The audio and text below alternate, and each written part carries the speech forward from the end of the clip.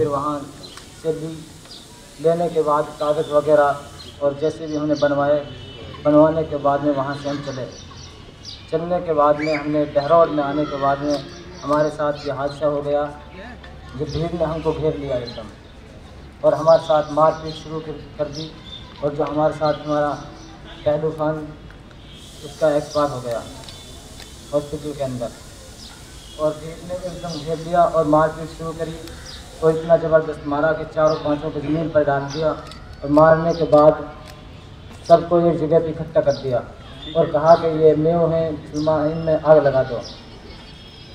फिर वहाँ पुलिस कम से कम 1 घंटे में आई और पुलिस ने 1 घंटे के अंदर उठाया। और कहने वाले बताते ये हैं कि पुलिस वहाँ पे मौजूद थी, हमें पता नहीं पुलिस यहाँ पर थी या नहीं थी, क्योंकि हमने पीटने में हमें पता ही नहीं चल रहा था। और बताते हैं पुलिस वहाँ खड़ी थी और ना ही फिर सरकार की तरफ से कोई अब तक मदद हुई है और ना ही वहाँ सरकार की तरफ से वहाँ पे पूछने के लिए गया है।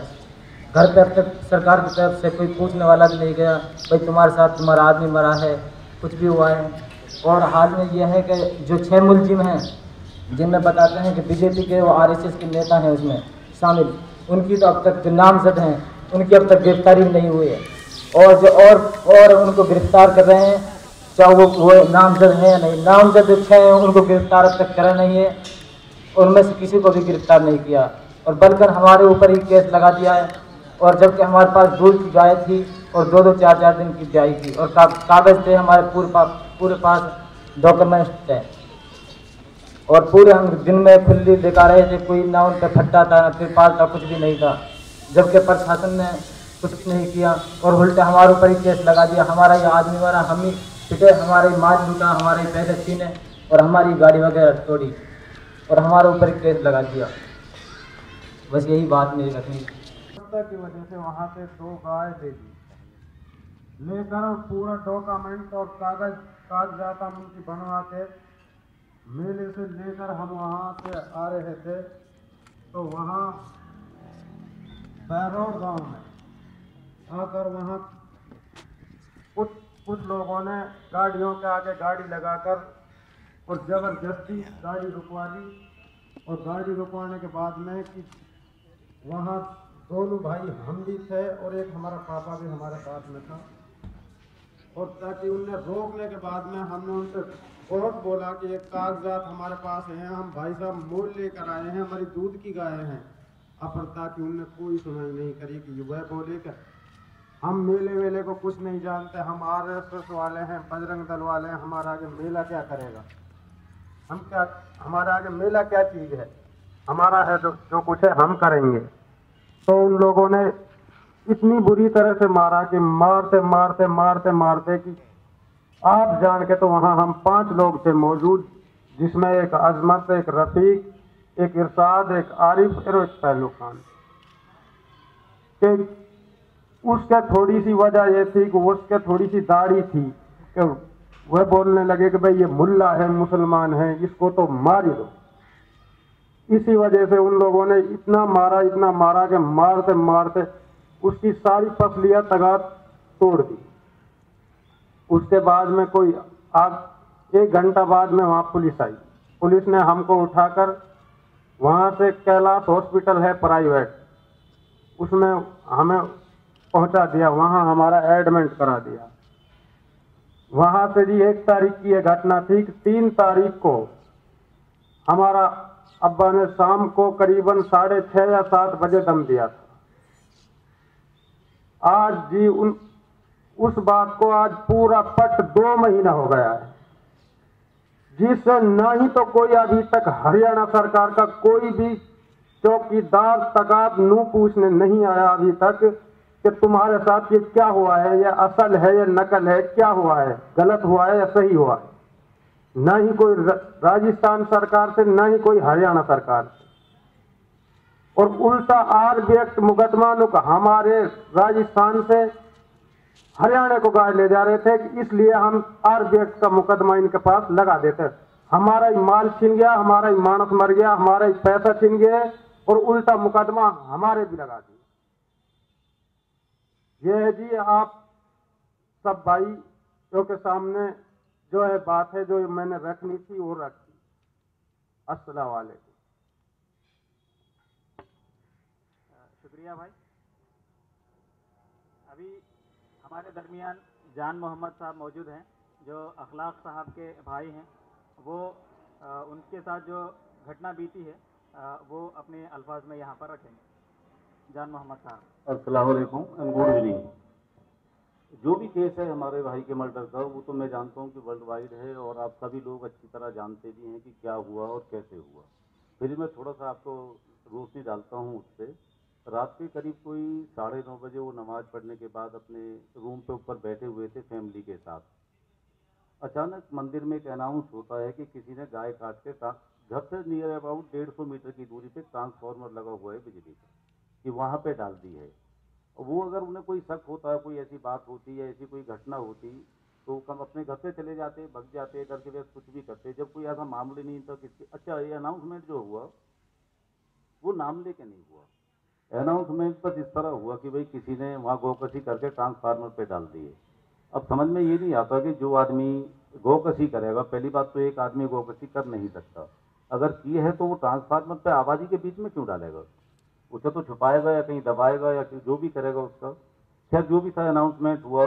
अनाउंसमेंट के बाद पब्लिक ट्रांसफार्मर पे इकट्ठी हुई और फिर इखलाक को टारगेट करके उन पर हमला किया गया।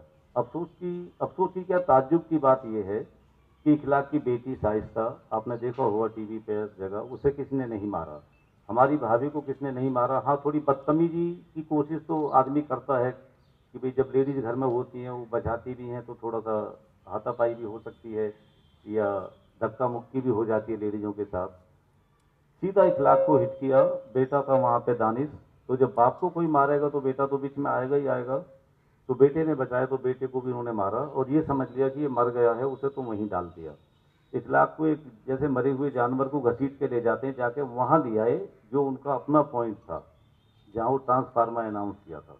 वहाँ पे ना ही तो कोई ऐसी चीज थी, ना ही कोई मीट था, ना ही हमारे घर में कोई मीट था, क्योंकि हमारे यहाँ कोई कुर्बानी नहीं हुई थी। जो किसी से कुर्बानी में आप लोग जानते हैं कि 3 पार्ट मीट के होते हैं, डिस्ट्रीब्यूट करते हैं, 1 पार्ट पड़ोसियों के लिए। वो किसी रिश्तेदारी से कहीं से आया होगा तो 25 तारीख में उन्होंने ईद थी और ये जो घटना है ये 28 तारीख की है। 28 तारीख में रात में करीब 9:30-10 बजे उन लोगों ने वहां जाके घसीट के, वहां पे ईंट लगी हुई थी काफी सारी सड़क बनाने के लिए, वहां पे भी उन्हें ईंटों से हिट किया, ईंटों से मारा। मेरे पास एक वीडियो भी है ईंटों से मारते हुए उन्हें, जिन जिन लोगों ने मारा। तो काफी सारे लोग होंगे जब अनाउंसमेंट हुआ है, तो उन लोगों में से जिन्हें बच्चों ने पहचाना, हमारी भाभी ने पहचाना, उन्होंने उनके नाम बता दिए। वो पुलिस ने अरेस्ट किए, उनमें भी 1-2 को आईओ ने निकाल दिया। अब उनके रिमांड में जो नाम सामने आए, 4-5 नाम रिमांड में 2 लड़कों ने लिए, उसे पुलिस ने अभियुक्त नहीं बनाया है। ये तो केस का मामला था। हमें इन्फॉर्मेशन मिली रात के करीब 11:05 पे। मैं वहां से 4 किलोमीटर दूर दादरी में रहता हूँ। एक भाई हमारे लौनी रहते हैं और 2 भाई ये गांव में रहते थे, अखलाक अहमद और अफजाल अहमद। इत्तफाक से उस दिन अफजाल भी गांव में नहीं थे, उनकी वाइफ भी मेरे पास दादरी थे। उनका एक बेटा जफरुद्दीन, उसकी वाइफ, 2 बेटी ससुराल से आ रही थी उनकी, उनके बच्चे, वो सब वहीं पे थे। किसी भी आदमी को किसने ना टारगेट किया, ना हिट किया, ना कुछ गालियां दी, ना मारा पीटा, सिर्फ इखलाक को मारा, उसके बेटे को मारा। घर में तोड़ फोड़ जो भी सब कुछ हुआ, दरवाजे तोड़े गए, अटैक जिस तरह आदमी करता है, जो भीड़ आती है तो ये तो देखती नहीं है कि भाई किस तरह से कहाँ से घुसना है। कोई भी उनके रास्ते में बाधा है उसे तोड़ते चले जाते हैं, क्योंकि भीड़ का तो कोई रूप नहीं होता जहाँ तक मैं समझता हूँ। और उसके बाद उन्होंने वो लड़कों को अभियुक्त बनाया। अब कोर्ट में केस है हमारा। 9 महीने बाद तकरीबन उन्होंने एक हमारे ऊपर काउ स्लॉटिंग का झूठा मुकदमा डाला, इखलाक के मर्डर के 9 महीने बाद।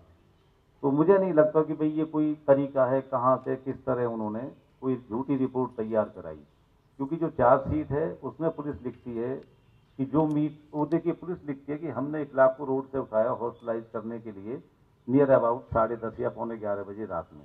पुलिस वो मीट उठाने आती है रोड पे 1 बजे रात में। तो ये क्या बात हुई? पुलिस को उसी वक्त मीट उठाता, जो भी वहाँ मीट था, जिसने भी डाला था। हमारे घर से एक बात क्लियर कर दूं, कोई भी मीट हमारे घर से नहीं मिला, क्योंकि हमारे घर में मीट था ही नहीं।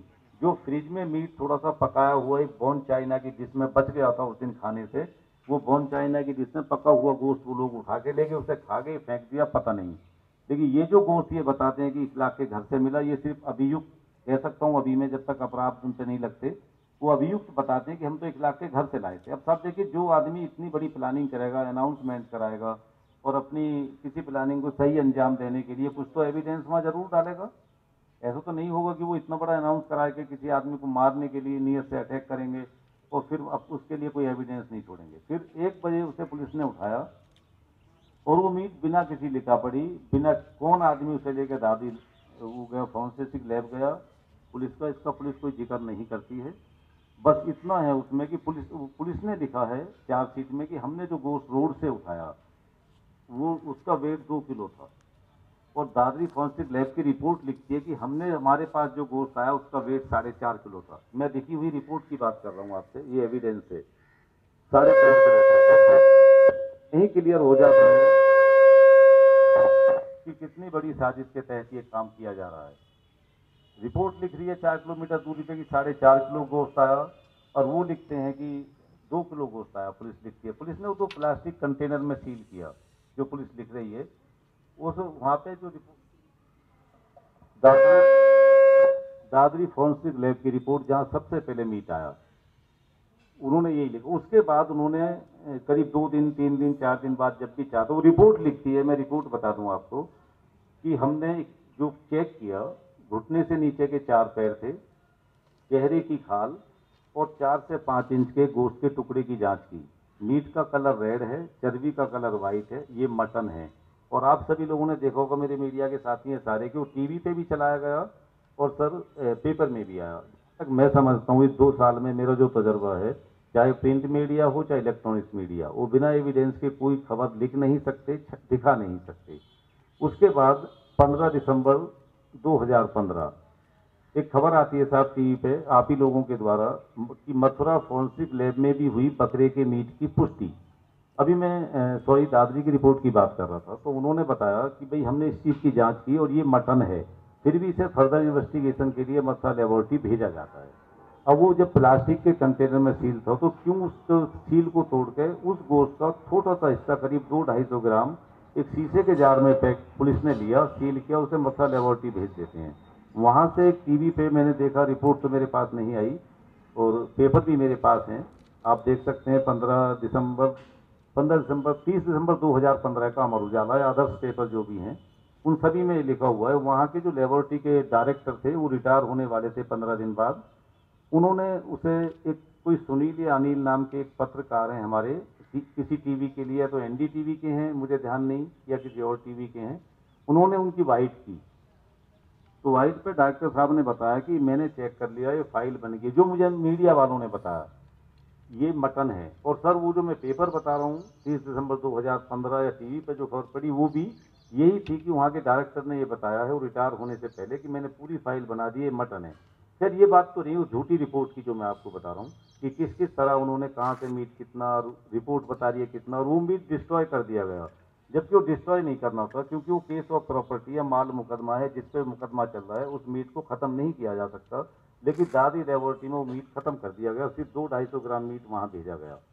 उस रिपोर्ट ने, उसके करीब 9 महीने बाद एक रिपोर्ट वहाँ से आती है, जो कोई भी डिस्क्रिप्शन उसमें नहीं लिखती, सिर्फ एक सादा कागज पे सह डायरेक्टर की उस पर सील लगी हुई है। उसमें ये लिखा गया कि दादी से जो हमारे पास मीट आया वो गाय या गाय के वंश के किसी पशु का है। उसमें कोई ऐसा नहीं लिखा कि हमने किस हिस्से की जांच की, उसका कलर क्या था, उसकी लंबाई चौड़ाई क्या थी, या हम इस कारण से दादी की रिपोर्ट से सहमत नहीं हैं। ये इसीलिए वो रिपोर्ट झूठी और फ्रॉड है, और ये सभी जानते हैं, सारा देश जानता है कि हमारे घर में मुर्गी भी नहीं कटी। और ये भी मैं क्लियर कर दूं कि अगर कोई ये साबित कर दे कि इखलाक के घर में ईद से लेकर उस दिन तक कोई मुर्गी भी कटी हो, तो हम दोषी। गाय की तो आप बात ही छोड़ दिए सर, मैं मुर्गी की भी बात करता हूँ। तो इस तरह कोई साजिश रच के इस घटना को अंजाम दिया गया, घर में हमला किया गया, ये एक प्री प्लान्ड मर्डर था।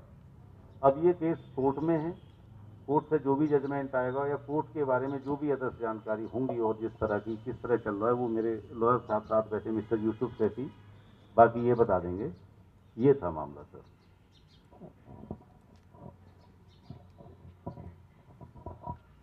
अभी नजीब की अम्मी आपके साथ।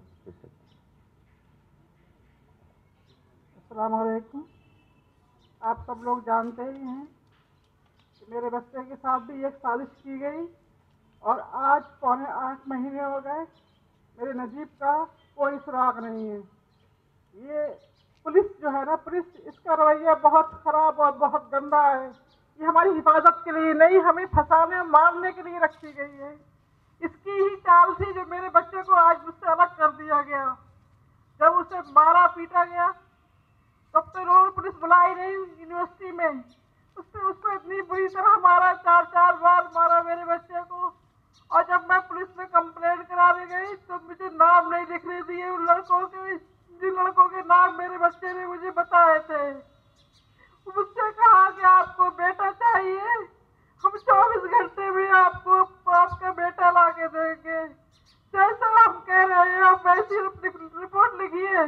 मेरा बेटा जो मेरे साथ था मुजीब, वो बार बार कहता रहा अम्मी मुझे नाम लिखना है उन लड़कों के। लेकिन जो वहाँ आईओ बैठा था और वहाँ का SHO गगन बसंत कुंज थाने का, उसने बार बार ये कहा कि जैसा मैं कहता हूँ वैसा ही करो, आपको बेटा चाहिए, आपको अपना मैं बेटा दूंगा। मैंने कहा पीछे मेरा बेटा चाहिए, मुझे जो ये कह रहा है वो लिख दो। आज मैं समझती हूँ उस वक्त उन्होंने क्या किया मेरे साथ, उन लड़कों के नाम न लिखवा के मेरे बच्चे को मुझसे अलग कर दिया। आज तो मिसिंग की कंप्लेंट मेरे लिए मुसीबत बन गई है। आज तक उन 2 लड़कों में से एक भी लड़का गिरफ्तार नहीं हुआ। 8 महीने हो गए, मेरा नसीब कहाँ है कि साल में है नहीं जानती मैं। हर पल यही सोचती हूँ कहाँ है मेरा बच्चा, ये क्यों कर रही है हुकूमत हमारे साथ ऐसा। अगर ऐसा ये वाले ना होते, ये टीम ना होती हमारे साथ, ये ऐसे लोग ना हो दुनिया में, तो ये तो हमें मसल के रख देंगे। हमें चाहिए, हम सबको अब एक होना है, एक स्टेज पे आना है।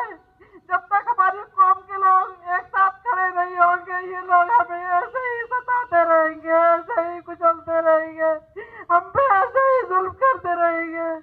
8 महीने हो गए, मेरे घर का हाल जाके देखे कोई। मेरे शौहर बीमार है, मेरे बच्चे तो तरबितर है। मैं हर वक्त रमजान का महीना है, मेरे बच्चा हर वक्त मुझे 24 घंटे घर में इधर उधर घूमते हुए नजर आता है, सिर्फ ख्यालों में। हकीकत में कब आएगा नहीं जानती। आज के CBI के पास चला गया, अब तक CBI ने मुझसे कांटेक्ट करने की कोशिश नहीं की। 1 महीना होने वाला है, लेकिन मैं खुद बार बार फोन करती हूँ नहीं सर करिए। अब कल उनसे मिलने वाली हूँ, कल क्या होता है देखिए। ये पुलिस, इस पुलिस का रवैया बिल्कुल बहुत खराब है। ये हमारी हिफाजत नहीं कर सकते, हमें अपनी हिफाजत खुद करना होगी, हमें खुद खड़ा होना होगा।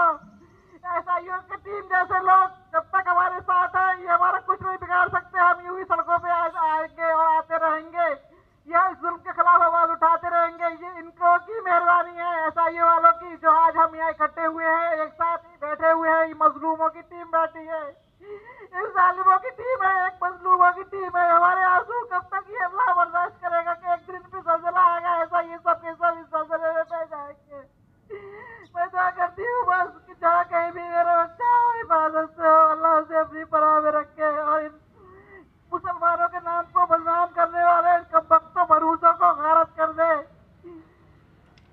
मैं क्या कहूँ, मैं नहीं कह पाती कुछ भी, मेरे पास आंसुओं के सिवा कुछ नहीं है। मैं क्या कहूँ, लेकिन मैं आप लोगों से यही कहती हूँ कि आप लोग मजबूत बनिए, एक दूसरे के साथ खड़े होइए, जुल्म होते हुए देखे भागिए मत, उसका साथ दीजिए। ये हमें अलग अलग करके, अकेला करके, अलग करके मारना चाहते हैं, खत्म करना चाहते हैं। ये बिल्कुल नहीं होना चाहिए, बिल्कुल नहीं होना चाहिए ये जो हो रहा है। हम सबको, पूरी मुसलमान कौम को एक स्टेज पे आना होगा। जब तक हम एक स्टेज पे नहीं आएंगे, ये हमें अलग अलग करके ऐसे ही कुचलते रहेंगे। ये मुसलमान नाम से नफरत है। मेरे बच्चे को भी मुसलमान समझ कर ही मारा, उसे कहा नहीं 70-72 हुरों के पास भेज दो, मुल्लों को कटवा इसे मार दो, पाकिस्तान भेज दो, इसकी बॉडी ले लेना, ये कर लेना। उन्होंने उसे वार्डन के सामने मारा, सिक्योरिटी के सामने मारा, लेकिन कोई कुछ नहीं कर पाया। आज तक वो लड़के खुले घूम रहे हैं, उन्हें कोई कुछ करने वाला नहीं है। जबकि आई विटनेस मौजूद है, वो लिख के दे रहे हैं ये लड़के हैं, मैं नाम बता रही हूँ। पुलिस ने आज तक उन्हें हाथ नहीं लगाया। उम्मीद करती हूँ CBI कुछ करेगी और सख्ती के साथ उनसे पूछेगी कि नजीब कहाँ है, और नजीब को निकाल के लाएगी। तो कहूंगी इससे पहले कि हमारे दरमियान अभी ओपन सेशन हो, यहाँ पर जो ठहरे हुए हैं मैं उनसे गुजारिश करता हूँ कि पीछे की चेयरों पे बैठ जाए प्लीज़। इसके साथ नजीब की बहन भी हमारे दरमियान मौजूद है। अली जौहर जो रोहिंग्या के रेफ्यूजीज़ कैंप के सेक्रेटरी है उनके, वो हमारे दरमियान मौजूद हैं। और जो हाल ही में जो राजस्थान में जो रिपोर्ट करने के लिए गए थे, अनुपम पांडे, विजय पांडे और असद अरशफ, वो भी हमारे दरमियान मौजूद हैं। बहुत सारे लोग यहाँ पर हैं। आगे हम एक ओपन सेशन चलाएंगे सवालात के साथ। इससे कबल कि हमारा ओपन सेशन हो, मैं मोहतरम इंजीनियर सलीम साहब से ख्वाहिश करता हूँ कि वो हम सबको मुखातिब करें।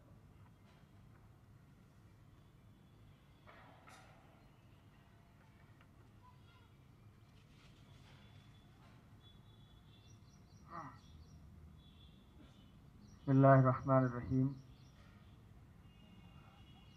SIO की जानिब से आज आप तमाम जर्नलिस्ट हजरात को, एक्टिविस्ट हजरात को और जो मज़लूम फैमिलीज़ हैं उनके लोगों को यहाँ बुलाया गया है। रमज़ान के मुबारक महीने में आपको तकलीफ़ दी गई है। मज़लूम की मदद और मज़लूम की हिमायत, ये भी एक बहुत बड़ी इबादत है। जब इंसान मज़लूम की मदद और मज़लूम की हिमायत के लिए खड़ा होता है तो वो अल्लाह के, ईश्वर के बहुत करीब होता है। इंसाफ की ये लड़ाई जारी है। हम सब इसमें बराबर शरीक हैं और अपना अपना रोल हम अदा कर रहे हैं। लेकिन हम देख रहे हैं कि हालात बद से बदतर होते चले जा रहे हैं। जिन इंस्टीट्यूशन से इंसाफ की उम्मीद की जा सकती है, जिनसे सेफ्टी और सिक्योरिटी जिनकी जिम्मेदारी है, उन पर से जनता का, आम लोगों का भरोसा और विश्वास धीरे धीरे ख़त्म होता चला जा रहा है। और जब किसी देश में, किसी समाज में डेमोक्रेटिक इंस्टीट्यूशंस का, लॉ एनफोर्सिंग एजेंसीज और इंस्टीट्यूशंस का, जस्टिस के इंस्टीट्यूशंस का अगर ये हाल हो जाए कि लोगों का उस पर से विश्वास और भरोसा उठ जाए, तो फिर समझिए कि वो देश बहुत ख़तरनाक रास्ते की तरफ बढ़ रहा है। और हमें ऐसा ही लग रहा है कि हमारा भारत देश बहुत तेज़ी के साथ बहुत गलत और तबाही के रास्ते की तरफ जा रहा है। लेकिन हम जो लोग यहाँ बैठे हैं, हम मायूस नहीं हैं और हम ये उम्मीद करते हैं इंशाअल्लाह कि भारत की जनता, भारत की आवाम इन सब चीज़ों को पसंद नहीं करती, लेकिन वो ऑर्गेनाइज नहीं है। हमारी आपकी ये जिम्मेदारी और दायित्व है कि हम भारत की आम जनता को जुल्म के खिलाफ, नाइंसाफ़ी के खिलाफ, अन्याय और अत्याचार के खिलाफ हम भारत की जनता को ऑर्गेनाइज करें। यही इस वक्त भारत देश की सबसे बड़ी सेवा होगी। वरना जिस रुख पर चीज़ें जा रही हैं, फासिज्म के रास्ते पर, और कुछ ऐसे गिरोह जो एक्स्ट्रा कॉन्स्टिट्यूशनल हैं वो पैदा हो रहे हैं गोरक्षा के नाम पर और न जाने किस किस की रक्षा के नाम पर, और वो इस देश में जिस तरह का आतंक उनकी वजह से फैल रहा है, ये हमारे लिए एक बहुत बड़ा चैलेंज और चुनौती है। मैं इस मौके पर सिर्फ इतनी बात अर्ज करना चाहता हूं, हमें पूरी उम्मीद है इंशाअल्लाह कि चाहे देर लगेगी लेकिन इंसाफ मिलेगा और जालिमों को सजा मिलेगी। और मुजरिम लोग चाहे वो कितने ही बड़े ओहदों पर पहुंच जाएं, मुजरिम और अपराधी चाहे कितनी ही बड़ी बड़ी सरकार की कुर्सियों के पीछे छुपने की कोशिश करें, हमें उम्मीद है इंशाअल्लाह कि एक दिन उनके साथ इंसाफ होगा और उनको सजा मिलेगी। ये हमें उम्मीद है इंशाअल्लाह। और सबसे ज़्यादा हमें उस मालिक से उम्मीद है, उस परवरदिगार से उम्मीद है जो इस सारी कायनात को और सृष्टि को चला रहा है। और इस कायनात और सृष्टि की बुनियाद और आधार ही इंसाफ है, अदल है। इस धरती पर इंसाफ नहीं होगा तो ये धरती और ये दुनिया ज़्यादा देर तक कायम नहीं रह सकती। इसलिए हम सबको ये विश्वास रखना चाहिए कि इंसाफ की इस लड़ाई में ईश्वर हमारे साथ है, खुदा की ताकत हमारे साथ है, और आखिरी कामयाबी इंशाअल्लाह हक की होगी और इंसाफ की होगी, और मुजरिमों और अपराधियों को ज़रूर सज़ा मिलेगी। और हमें उम्मीद है कि भारत को हम उस गलत रास्ते पर जाने से हम रोक सकेंगे। आप सभी पत्रकार भाइयों बहनों का और जो सामाजिक कार्यकर्ता यहाँ मौजूद हैं उनका, और जो हमारे विक्टिम फैमिलीज़ जिनके साथ हम यहाँ मौजूद हैं आज रमज़ान के इस मौके पर, हम ये बताने के लिए कि आप अकेले नहीं हैं। ये नाइंसाफ़ी सिर्फ आपके साथ नहीं हो रही है बल्कि हम सब के साथ ये जुल्म हुआ है, और बराबर हम सब आपके साथ हैं और साथ मिलकर इंशाअल्लाह इंसाफ की इस लड़ाई को हम लड़ेंगे। और हमें उम्मीद है इंशाअल्लाह अल्लाह की ज़ात से हमें इंसाफ मिलेगा।